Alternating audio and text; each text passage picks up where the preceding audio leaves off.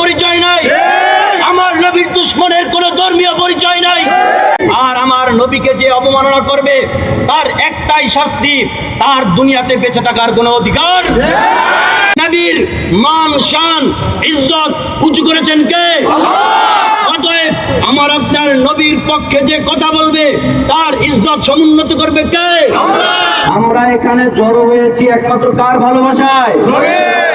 আমরা এখানে জড়ো হয়েছি একমাত্র আমাদের প্যারা নবী হযরত মুহাম্মদ রাসূলুল্লাহ সাল্লাল্লাহু আলাইহি ওয়াসাল্লামের ভালোবাসা, ঠিক কিনা? অন্য কোনো উদ্দেশ্য না। আমরা এখানে এই মুহূর্তে যারা এখানে অংশগ্রহণ করেছি প্রত্যেকের অন্তরে রাসূলের ভালোবাসা 100তে 100 আছে, কিনা?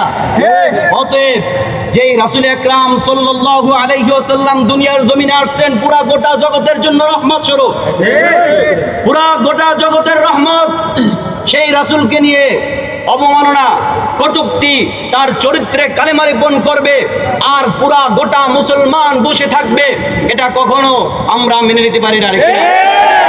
আমরা প্রত্যেকেই চাই রাসূলের দুশমন যে আমার নবীর দুশমন, সে গোটা জগতের দুশমন। আমার নবীর দুশমনের কোনো বংশীয় পরিচয় নাই, আমার নবীর দুশমনের কোনো রাজনৈতিক পরিচয় নাই, আমার নবীর দুশমনের কোনো ধর্মীয় পরিচয় নাই, আমার নবীর দুশমনের কোনো দেশীয় পরিচয় নাই। সে পুরা গোটা মানব জাতির দুশমন, সে গোটা জাতীয়তার দুশমন, সেটা বিশ্ব জাতির সভ্যতার দুশমন। বলা যাবে না অমুক ধর্মের লোক অবমাননা করেছে, অমুক হিন্দু ধর্মের লোক, খ্রিস্টান ধর্মের লোক, না, তার ধর্মের পরিচয় নাই।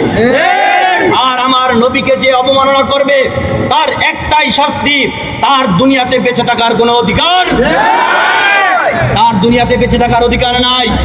অতএব আমি বাংলাদেশ যে অন্তর্বর্তীকালীন সরকার আছে তার কাছে সবিনয় অনুরোধ করছি, আপনি বিশ্বনবীর পক্ষ অবলম্বন করুন আর ভারতের বিরুদ্ধে আপনি অ্যাকশন নিন। আমরা জানি আন্তর্জাতিক পরিমণ্ডলে আপনার একটা বিশাল একটা গ্রহণযোগ্যতা আছে, আপনি যদি এই বিষয়ে একটা পদক্ষেপ নেন অবশ্যই আন্তর্জাতিক থেকে আপনি একটা রেসপন্স পাবেন।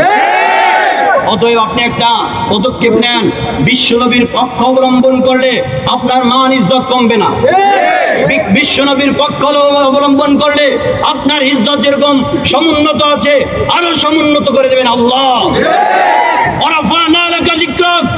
আমার আপনার নবীর মান শান ইজ্জত উঁচু করেছেন কে? অতএব আমার আপনার নবীর পক্ষে যে কথা বলবে তার ইজ্জত সমুন্নত করবে কে? অতএব আমাদের প্রত্যেকেই রাসূলের অবমাননা, রাসূলকে নিয়ে কটূক্তি, এই প্রত্যেকটা বিষয়ে আমাদের ঝাঁপিয়ে পড়তে হবে মাঠে ময়দানে। আর বাংলাদেশ থেকে সারা বিশ্ব থেকে প্রত্যেকটা মুসলিম কান্ট্রিকে আমি বলবো যে আপনারা পদক্ষেপ নেন। আল্লাহ সুবহানাহু ওয়া তাআলা আমার রাসূল আকরাম সাল্লাল্লাহু আলাইহি ওয়াসাল্লামের আদর্শ বুকে লালন করে দুনিয়ার জমিনে বেঁচে থাকার তৌফিক দান করুন এবং আখিরাতেও রাসূলের শাফায়াত নিয়ে আমাদেরকে জান্নাতে যাওয়ার তৌফিক দান করুন। ওয়া আখিরু দাওয়ানা আলহামদুলিল্লাহি রাব্বিল আলামিন।